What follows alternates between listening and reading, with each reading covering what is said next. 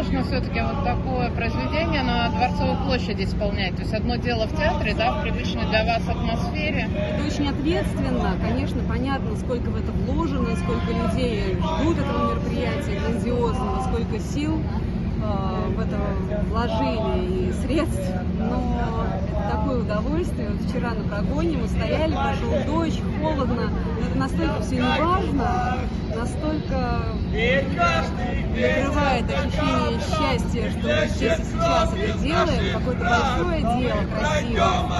И мне кажется, что и зрители, и телезрители это обязательно почувствуют.